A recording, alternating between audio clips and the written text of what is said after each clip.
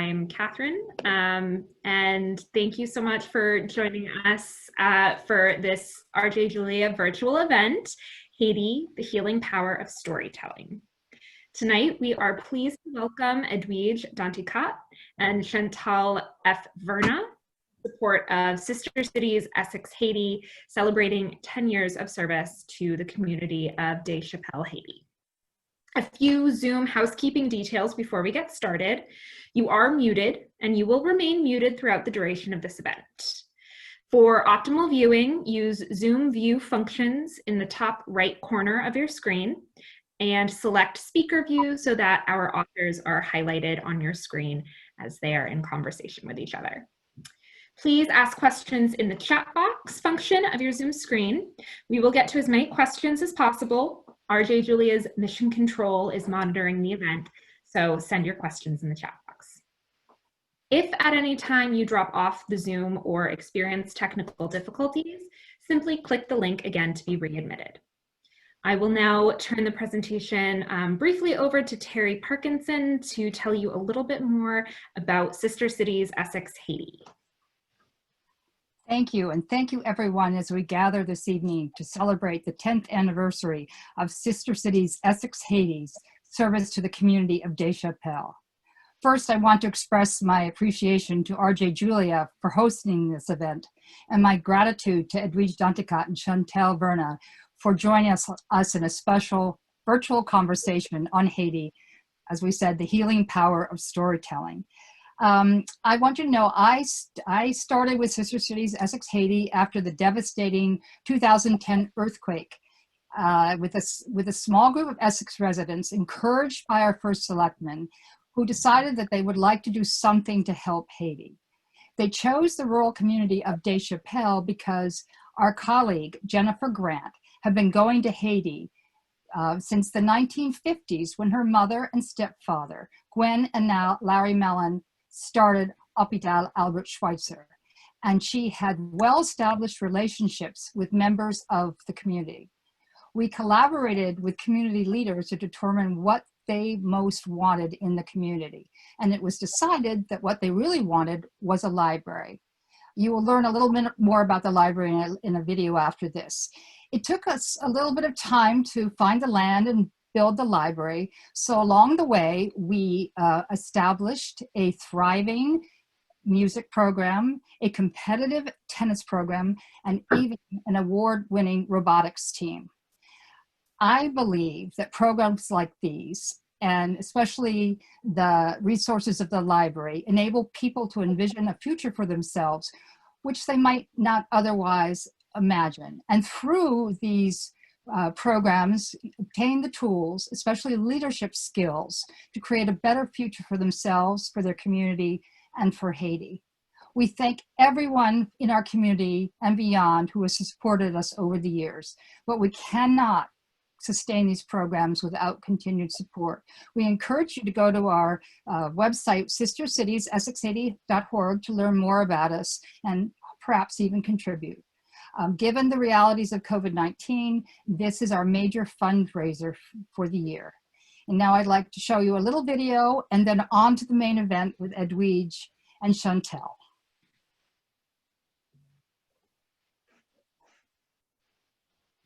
I hope.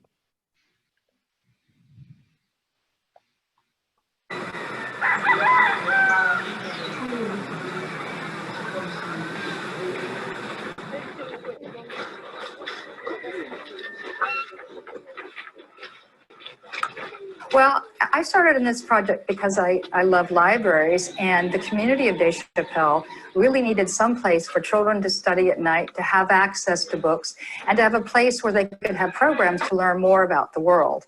What people don't understand is that in Danticat, Haiti, there's very little electricity, running water, etc. So for them, a library is something absolutely wonderful.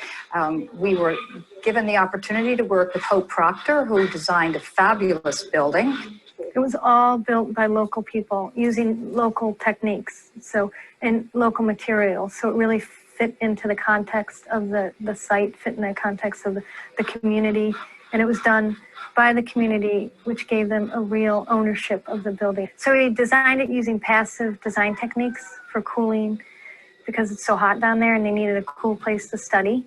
And what we did, we made a large reading room that was screened in, and we used a cupola at the top to draw the hot air out. So it actually, going in there, is a very cool space. We had something down there called fer forgé, which is metal panels that are hammered out with different designs. And they're all done by hand, and they were gorgeous. They had a craftsman down there in the city of Deschapelles do it all. Before the library was open, you could walk around at night in Deschapelles and watch students studying under street lights. Not having any electricity at home, you'd see students gathered or early in the morning before going to school doing their studies. What this library has done is has given them a center where they can go study in a screened-in area, a modern building connected by the internet, where they can do research, where teachers can take their classes. What this has done is it's become the library for all the schools in the area and become the center for the community.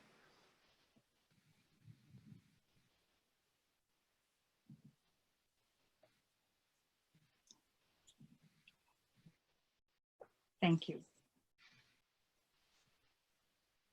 Thank you so much, Terry, for that introduction to Sister Cities Essex Haiti. And now to introduce our authors for this evening. Edwidge Danticat is the author of several books, including Breath Eyes Memory, an Oprah Book Club selection, Krak, a National Book Award finalist, and most recently, Everything Inside.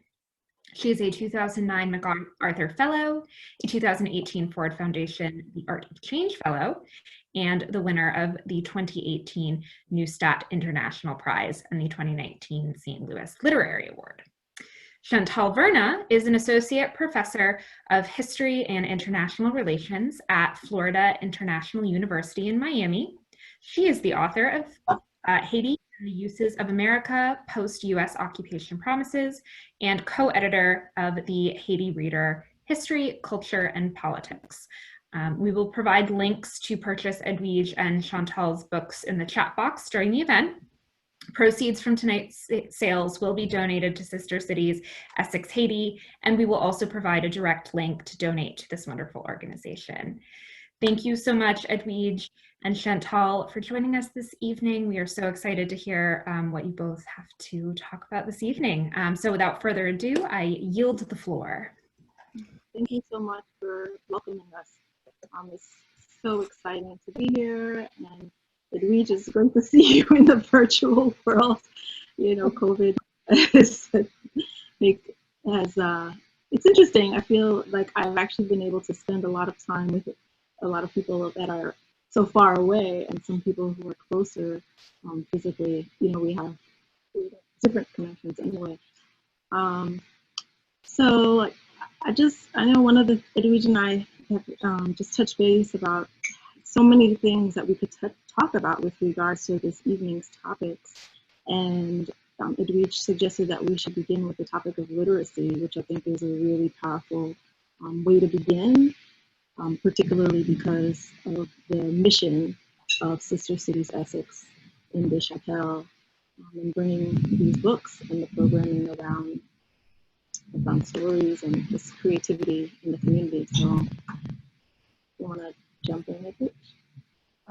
Yes, well, thank you. First of all, I want to say thank you to Terry, to RJ Julia Booksellers, and to Catherine and everyone for being here tonight.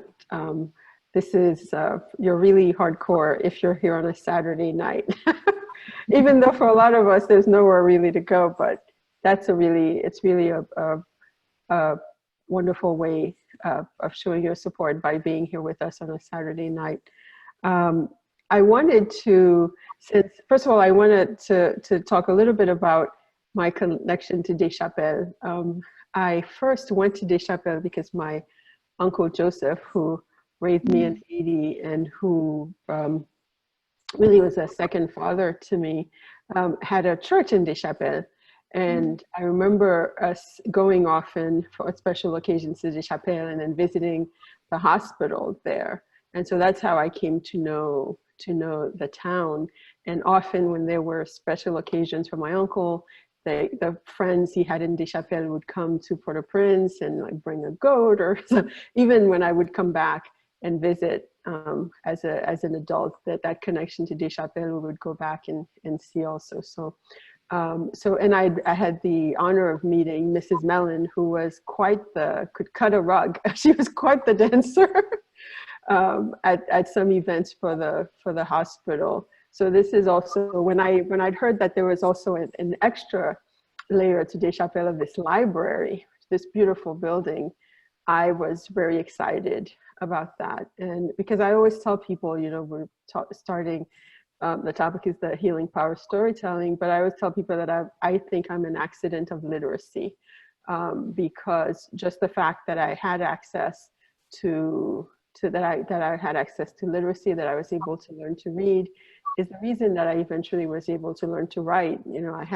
I didn't have libraries in my life growing up, in my very early childhood, but I had an aunt, my aunt Razia, who was a bookseller. She sold, not a bookseller in the traditional sense, but she sold school books on Grand Rue, and sometimes would let me borrow the books. And she would say, you just can't crack the spine, because she had to resell the book. So I had actually learned to read, and I'm going to show you with Chantalle's book.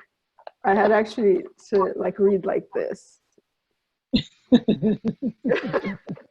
That's how, and I would read those books that were ahead in my class, and to sort of see what the kids in philo were reading. So all of this was very important to me. And I imagine, I think if I had a library when I was little, I would have thought it was some kind of feast every day. So I know the power and the importance of library. And just as Mr. Lamotte said in the video, the fact that it's also a place where I grew up in Port-au-Prince too, in Bel Air, which is a very traumatized area right now. There was a massacre recently in Bel Air, and a lot of people I know there were displaced by this. But in Bel Air, there was a centre d'études, and just as he's showing, just as you see in the video, there were young people studying, not outside, but gathering in this, and then they would walk around and study. So those types of spaces are also very important as community places, gathering places. So that's what also inspired me, I think, this to support this notion, this place and this idea of having a library, because again, there's so many, we meet throughout life. I have met really brilliant and wonderful and energetic young people who certainly, had they had certain opportunity, would have done so much more than they were able to do. And certainly I feel like I'm one of those, that I was given certain opportunity that allowed me to do what I'm doing right now. How about you, Chantalle? What's your, I know you're, what's my connection? You're teaching, so literacy is powerful to you as well, I know. Yeah, I mean, I have, I guess, the opposite.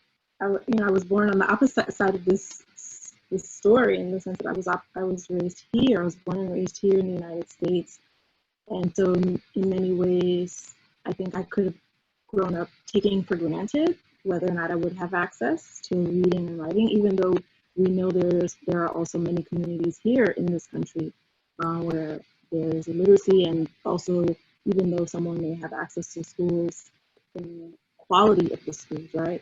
There are inequities across the types of schools, and I would say that I've come to learn that I really love to write, and I really see myself as a writer, right? Even though I've been trained as a historian, I find myself always writing. I just actually signed up for this writing program with my favorite writing coach, Cassie Steele, and she was saying, well, what do you want to, what's your writing life now? And I just, every little aspect of my life, I'm a really big journaler. and just to be able to have that access to read things and to write things that helpful in terms of healing my own life, things that I reflect upon, and also to give me the presence of mind and the courage to do whatever type of work that I do. So even in the historical work that I've done, you know, we touch on subjects. The history of Haiti is a very powerful one and very courageous, and one that brings us a lot of pride. But there's also a lot of trauma in our history. So we see some of that today and present, but it's also been in the past. And so there's something for me in both the reading and the writing that allows you to move through that and to,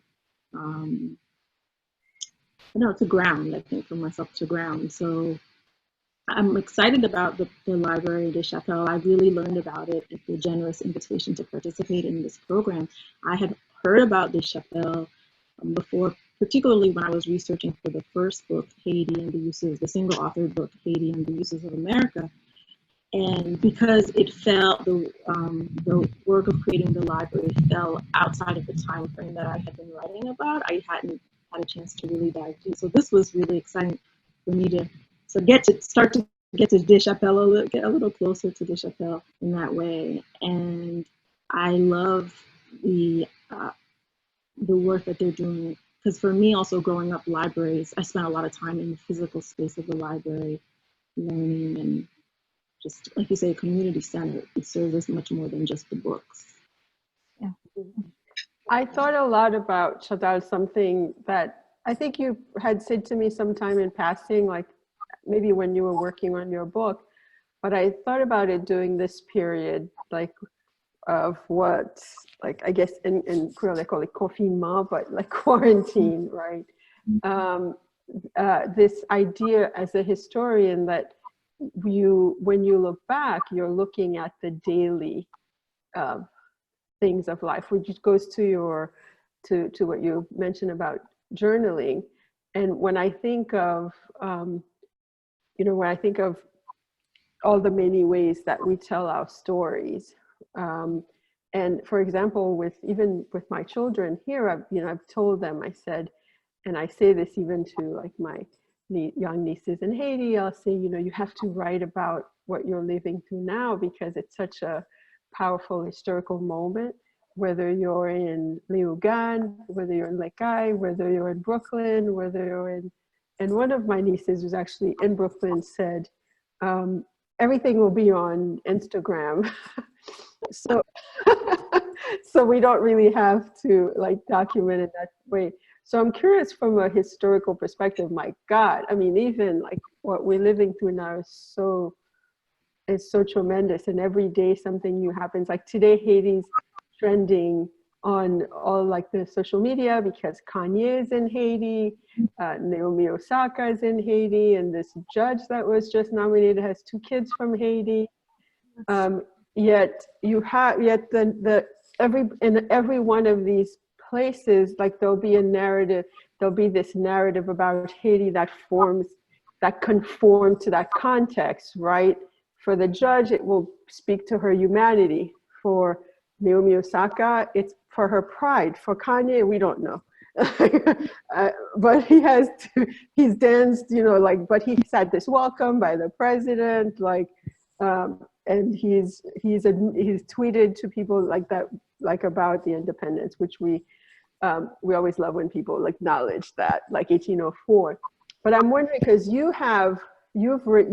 book is Haiti and the Uses of America, and we're more used to the uses of Haiti. So it would be great, could you make a distinction for us, especially given the present context? Sure. So, and it's a play on the more familiar title by Paul Farmer, who's done a tremendous amount of work in Haiti, The Uses of Haiti, where he highlights, and so many people are always writing about the abuses of Haiti, how people come in, and Kanye is using Haiti in his own way. Right? Everybody uses a space, right, to make a statement, and also and what we have seen in Haiti is the extraction, right? So what we know often about Haiti is the way that foreigners have looked in on us.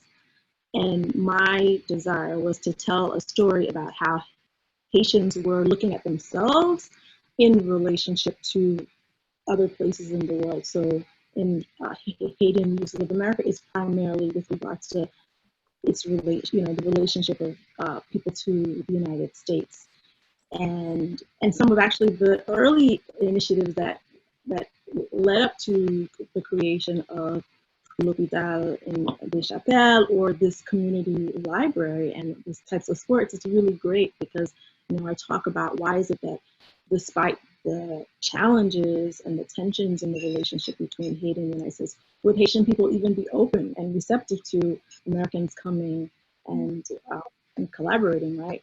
And so I think part of why this organization, Sisters Cities Essex, appealed to me was because, just from the website and the conversations, I could see that there was really a tremendous respectful approach to working in Haiti, and also it was really a dialogue, right? It was about, again, we're looking at both sides of the dynamic, not just always people looking in. And the more recently published text, the Haiti Reader that I collaborated on with my powerhouse team of wonderful dear hearts and colleagues, really leading scholars in the field of Haitian studies here in the United States. What we were trying to do was to, again, draw attention to the voices of, let the Haitians be the storytellers, right? Not just the stories that are told about Haiti, but the stories that Haitians are telling about themselves or about other places in the world. So, yeah, and I mean, I think it's interesting. You do the duo of the dance in fiction, and I think that's powerful. For me, my appreciation of your powerful storytelling ability is the tremendous amount of respect that you demonstrate as you delicately deal with each type of character, those who would be celebrated and those who would be scorned. And so I just wonder if you can talk about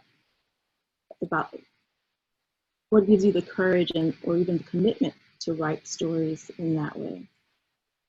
Well, I love stories, and I was introduced to stories, oral storytelling. My aunts and my grandmothers were great storytellers, and there were people that outside the family context, though, were just seemed like if they went into a public place or if they went into a bank or someplace like that, they seemed rather meek. And then in our home, they were powerful. And I've seen, parallels in some African American literature where you have like the church deacon, who is the porter during the week, or who is, or the lady usher at church who just works and is a housekeeper, like so many of our family members are. And then on the Sunday morning, isn't that beautiful? So that was for me how my house was. These women who were so powerful to us, but they were stern in that power, right? They didn't really, kids, you were like, that relationship was so firm, except when they were sharing these stories. And so one thing I loved about being told stories, right? Like, I guess the healing power of it was that if there was such a connection between the person telling the story and the person listening, it was so interactive. It was always a performance. And if you were, I think we've had, Chantalle, moments like we went to Tigouave together for Royal, to Yves Deja's school there. And at night there was storytelling, and it was singing, it was lively.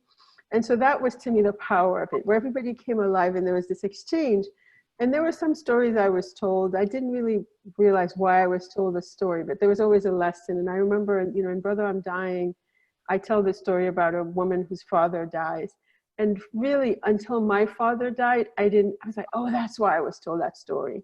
It was a tool for my survival. It was like a kind of a way for me to heal myself somewhere in the future.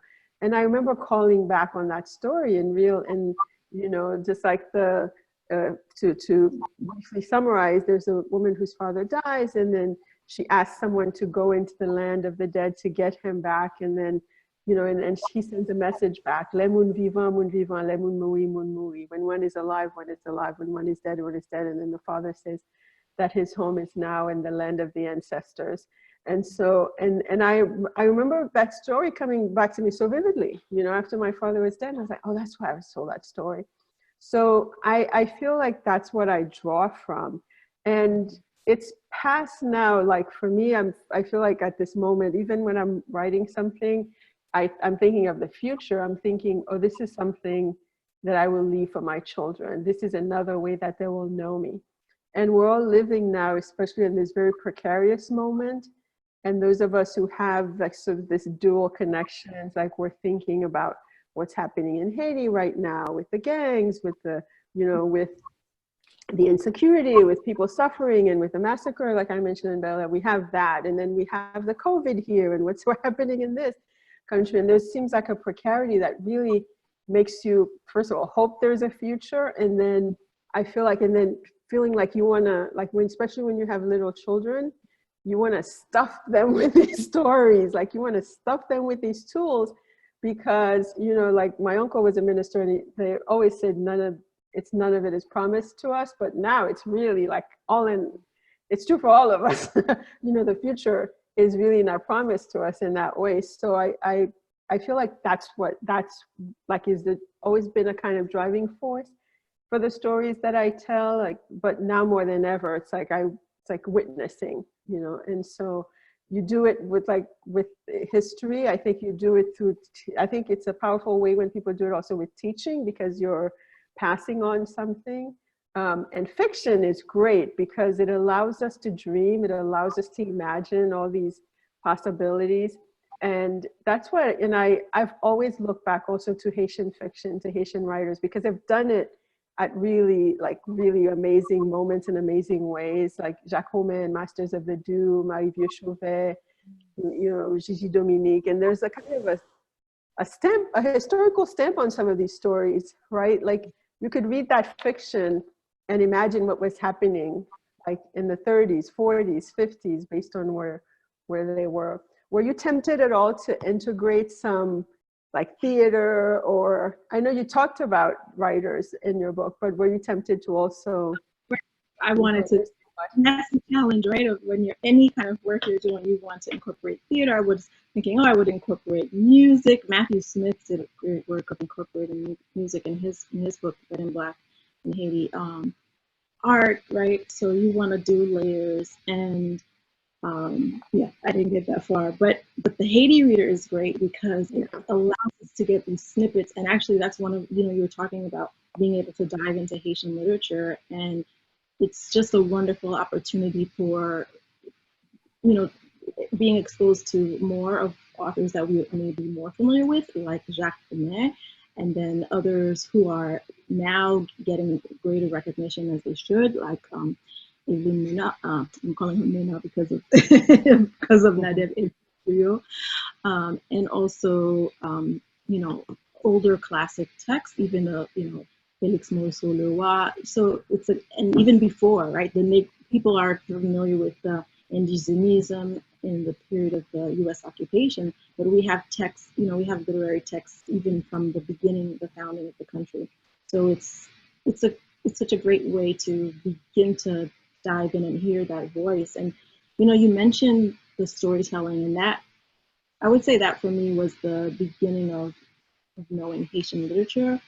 Was the Krik, a summer I spent with my grandmother in Thomasin, and just, you know, same thing, like you said, late at night, it's dark, and it's like the space transforms. And it was the woman who was there working and helping. And so, you know, you have a different, like you said, you had a different relationship. In the day, she don't have time to worry about me. She's doing her thing. She got it, you know, she's busy helping. And then at night, like everything settled down, and we sat just like outside, you know, outside of the kitchen in the kind of Lakou area. And, you know, she started to tell the stories, and I remember that was probably I was 10, and I think I felt like that's the first time I really remember the Krik, you know, and the I guess the proverbs, you know, where you're the riddles, really, it's really the riddles, and then the longer stories. And I think what that does is it plants a seed in you, and of course that's what I'm trying to do now with my own daughter, you know, with Makaya, is to be able to use the story so that we can know who we are, you know, and to be able to write so that you know that you have a voice, that there's something that you have to say about this moment or about whatever moment you're living that is worthwhile. Of course, us historians now, we soak everything up. You know, every little bit tells, you know, helps us to enrich the picture, right, the tableau of the moment. And so I think that, yeah, that for me, that's the way that the stories inform your identity, as you were saying. And so to know who you are, then that gives you courage to deal with this moment. And then, like you said, to give lessons. You know, I was thinking of something really powerful, was that the last time I think we had a chance to really spend some time was when we moved with the book gathering for Everything Inside, and I think that was in mid-February. And no, it was for the Haiti Reader gathering, because we were not physically, but virtually. Oh, virtually. Okay. Yes. Okay. Virtually. But I was thinking about that just because, you know, the writing, the storytelling, it offers an opportunity for healing. So, you know, this week in terms of the, you know, the morning of this decision with Brianna Taylor, and back in February was that week with Ahmaud Arbery. And we were reading, you'll remember the exact phrase, but it says, but it reminded me what, yeah. And I remember before we began the discussion, you know, we just took a moment to name the names and to say that phrase, right, from the story that you told. And there were people, you know, other women in the gathering who were not Haitian, right? So they learned, and they got a tool, you know, and other words to speak in a very painful moment. So I was just thinking, it was just I don't know, listening to this, I don't know what the word is here, but just the serendipity maybe of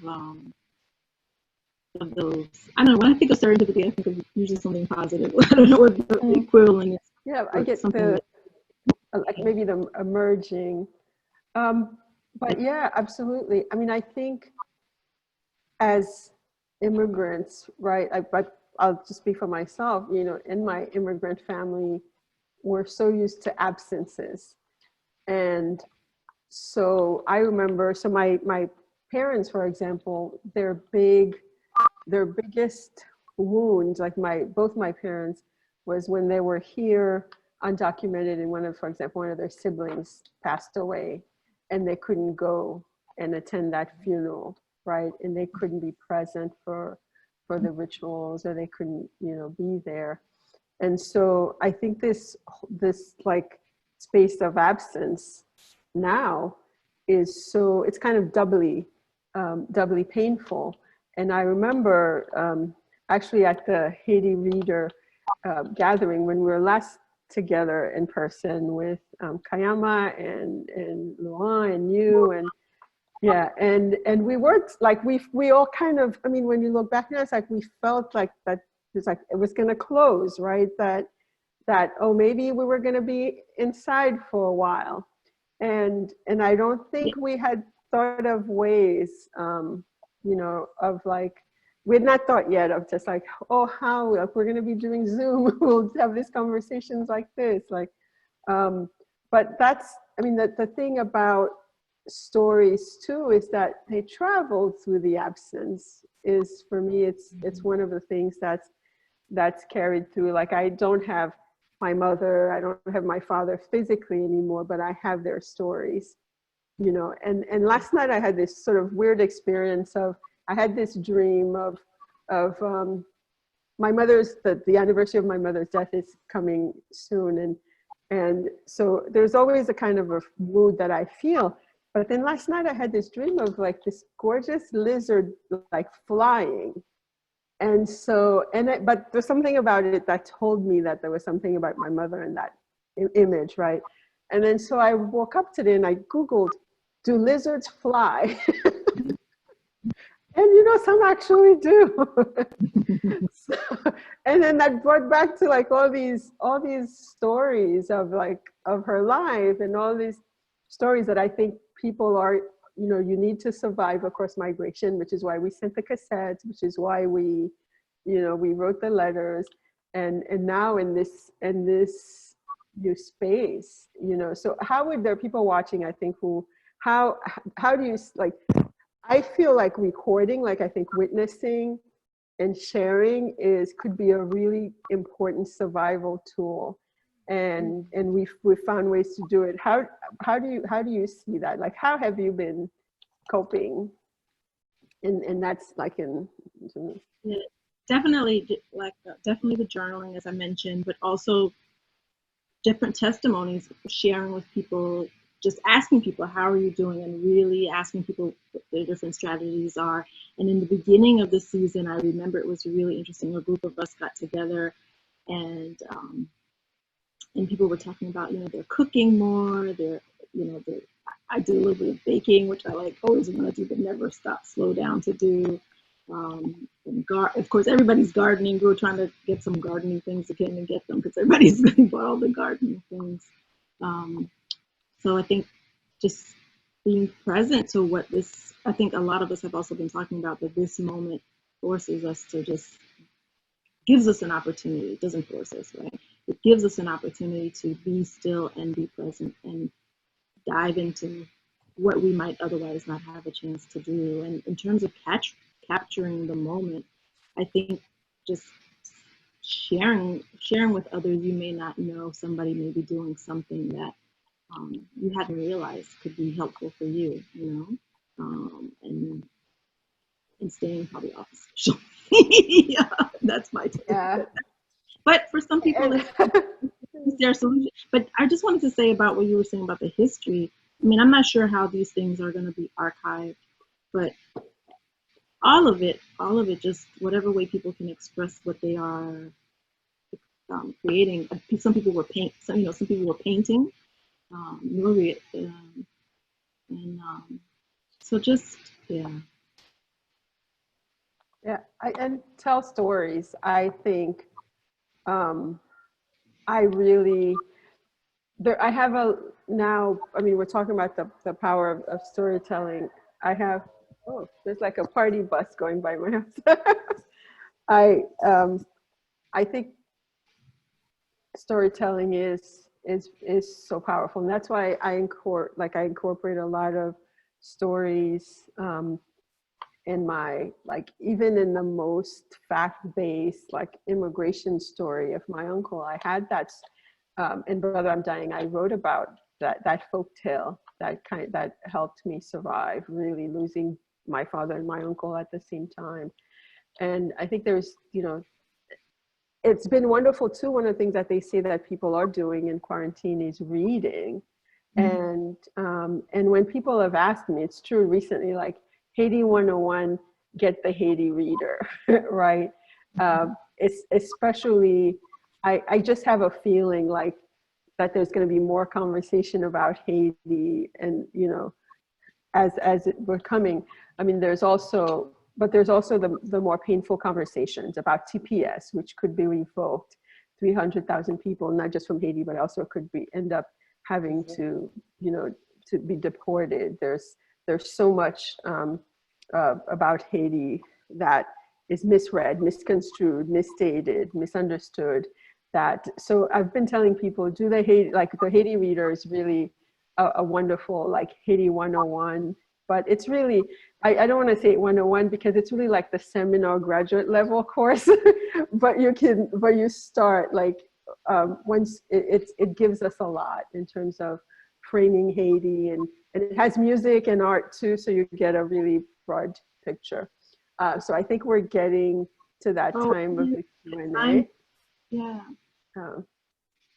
It's gone really fast. So I don't know, is it Abby or Terry? Should we transition now, or can we? Hi, yeah. I do want to, we have a lot of questions from the audience, so I definitely want to transition to Q&A, although I'm loving the conversation you guys are having right now, and I really don't want it to stop. But we do have a lot of questions, so I want to get to as many as possible. So first, we do have a couple of questions from Jennifer Grant, who is the co-founder of Sisters Cities Essex Haiti. So the first one is for Edwidge. The plots of your stories in Everything Inside are all so unique, as are the characters. Were some of the characters formed from actual people you know, or were most of them created just from imagination? Or a combination? Well, some of them were from people I know. It's a combination. I think it always is with fiction. And it's, I draw from a lot of people around me, and from experiences, from history, from encounters. But then you still want to make something unique out of it, right? Something concise, something that's true only to that character. So it's a combination of both lived experience and imagination and history. But I research everything. Like I said, I woke up from that dream and was researching flying lizards. So I'm a big researcher as well. And I'm super interested in sort of these gaps in histories. This is why it's great to talk to Chantalle, because of these sort of moments that people just casually mention in history. I always feel like those are wonderful places to dig in for fiction, because you also have a bit of freedom in terms of like what you can make up in fiction. And then another question from Jennifer for Chantalle. You teach and write about the Haitian diaspora. What are the most difficult aspects that Haitians often encounter as immigrants? Wow, that's a huge question. But yeah. Important question, but it's a huge question. And I think, speaking to Edwidge's point a little bit earlier, I think that's part of why Edwidge's work is so wonderful, because it helps readers move into the world of the Haitian diaspora, of the immigrant, and what the immigrant experience would be like. And then in terms of, well, I was going to say, part of the Haiti Reader really tries to focus in on Haiti-based authors, whereas there are so many people who are experiencing. What I would say is, coming up is the Haitian Studies Association meeting, and one of the great things again about this virtual COVID era time is that this year's conference is going to be all virtual. So the conferences are great because you get a chance to get snippets of the most current research in a range of fields, and scholars doing work on the immigrant and diaspora experience is probably one of the most robust fields of study. And so HaitiStudies.org, the main conference is on the 10th of October, but the week leading up to that, they're going to have a series of workshops. And I was just looking at it. There's, for example, one phenomenal one coming up about art. Edwidge Champier's art is featured there, Carlos Cities. So I would say that's like a window to beginning to answer that question.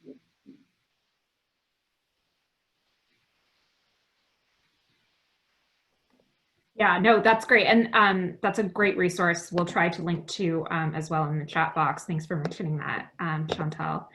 And then we have a ton of audience questions, but I do sort of have my own bookseller question that I think a lot of other people are probably curious about, is what reading have you both been doing during quarantine?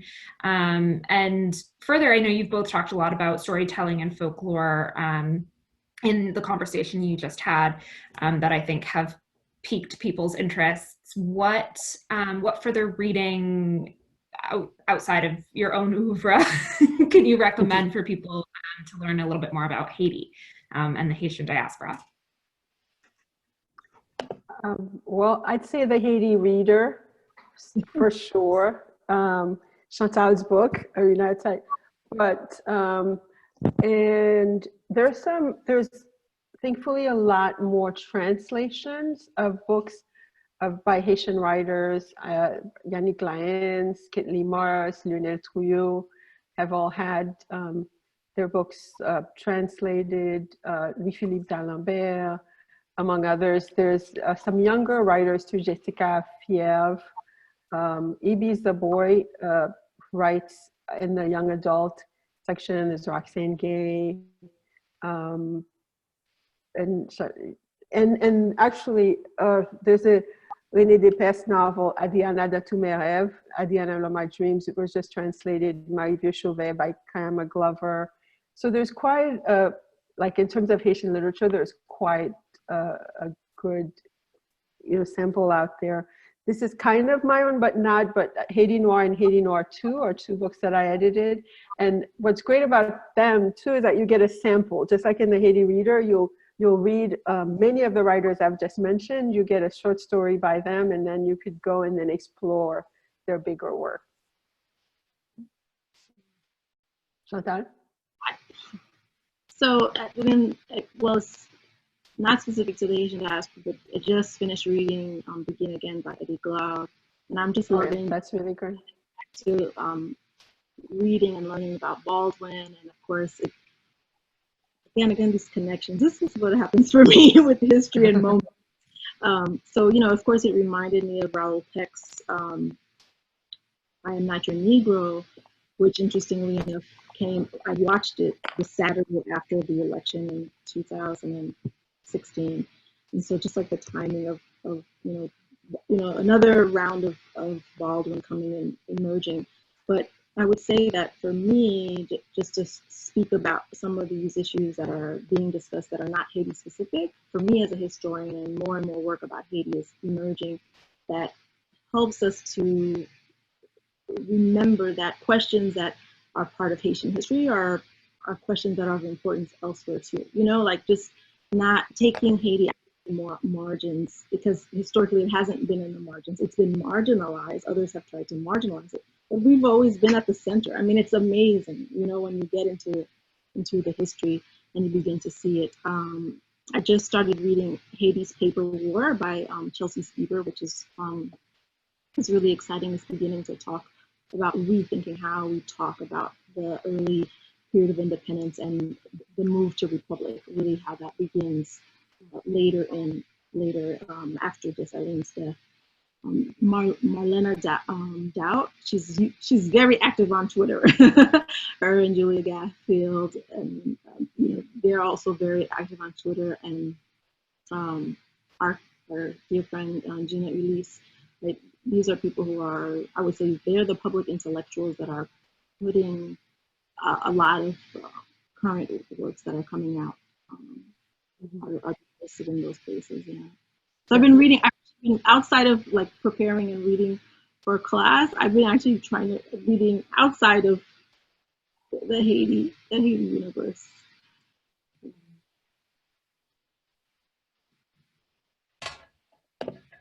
Well, awesome. Thank you so much for all of those resources and recommendations. I do have a question specifically about the story you were talking about, Edwidge, about the father passing away, if that has a specific name, if that's something that people can find, or if they can kind of do their research on the internet, their own research to find out. Sorry. Well, it's a story that I was told, and I retell it at the end of Brother, I'm Dying. But one of the things that but there are many collection of Haitian folktales. The Liliane Neret has a book called Krik, Krak. I think she's a Haitian storyteller. And I'm forgetting the full title of it, but there's Diane Wolkstein and Harold Carlinder.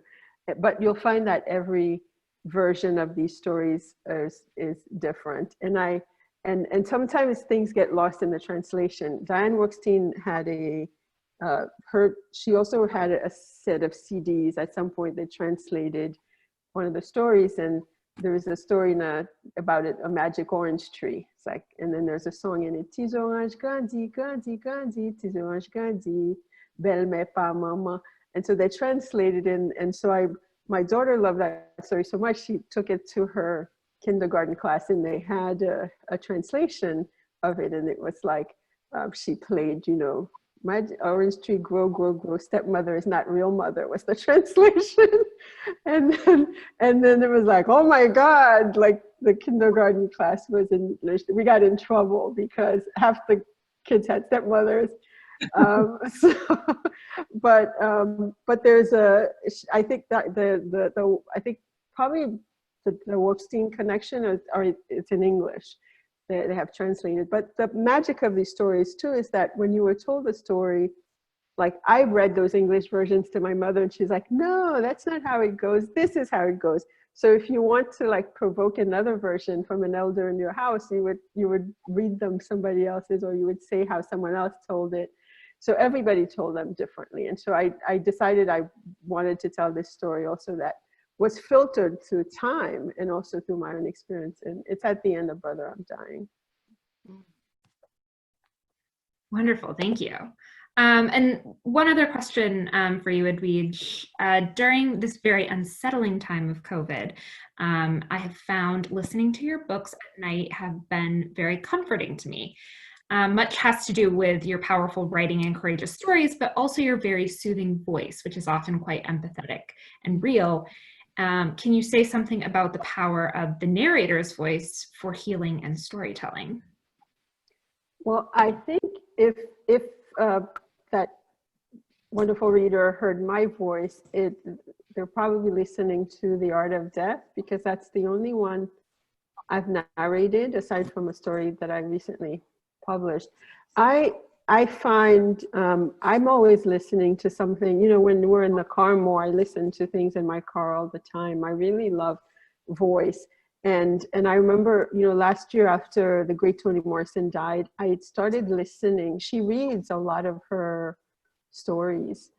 She reads a lot of her books on tape, even ones that were read by other people. She rereads, or she rereads The Bluest Eye. And so I was listening to her constantly reading her books, and that was very comforting to me. So I think there's a power to listening to the writer's voice, but each of us has a different voice in our head when we read, right? Just as we have a different movie in our head, but there's something special also having the writer reads to you. So so I'm honored. Thank you for listening to it. And The Art of Death actually was the only one of my books that I agreed to read. It's a very laborious process, if you can believe it. Like the whole recording, it's many, at least for me, it was really long.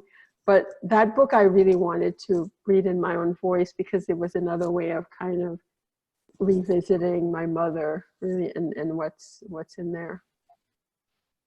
Would you do it again, Edwidge? I don't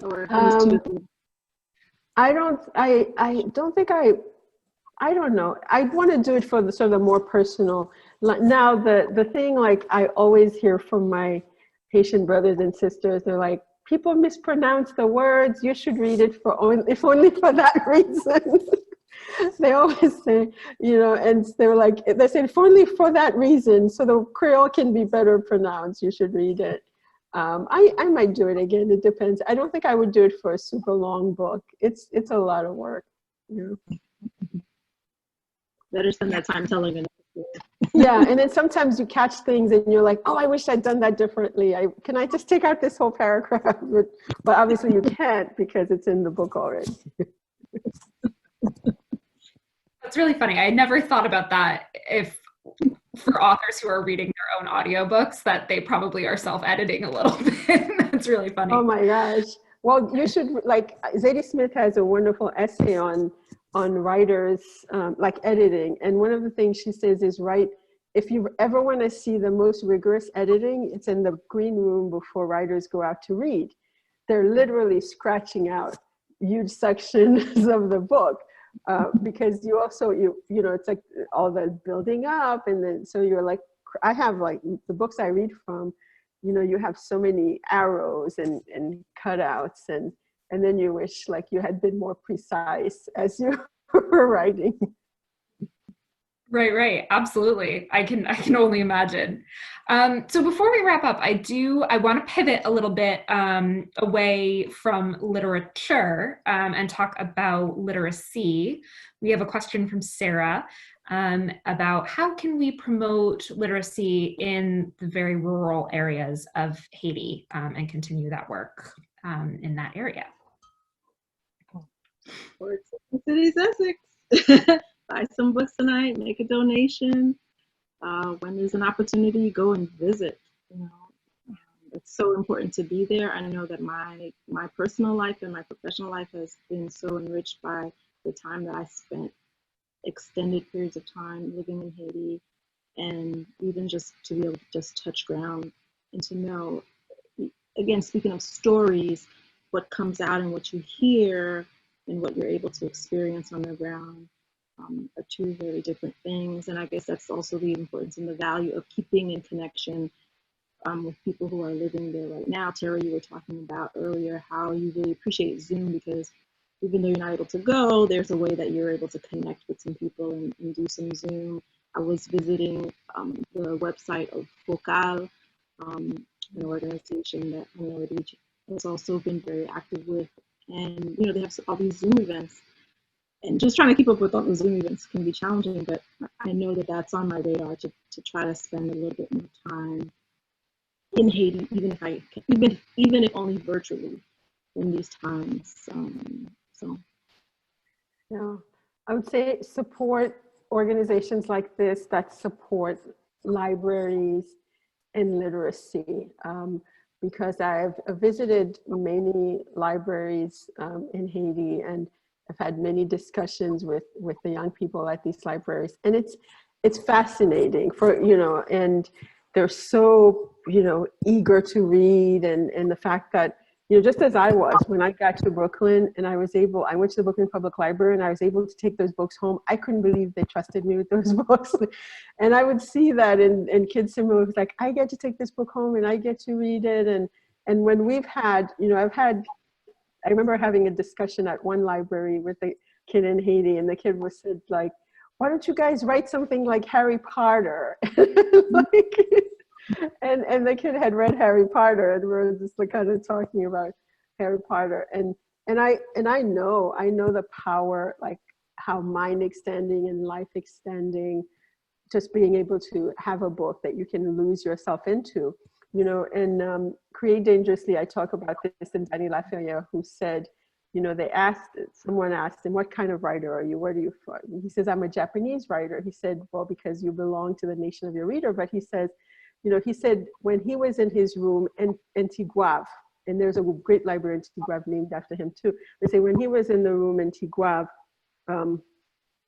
he said he was reading Chaucer, he was reading Shakespeare, he was reading Cervantes. He said, you know, he said, and the time that I was reading those writers, they became Haitian writers, because otherwise, what were they doing in my room?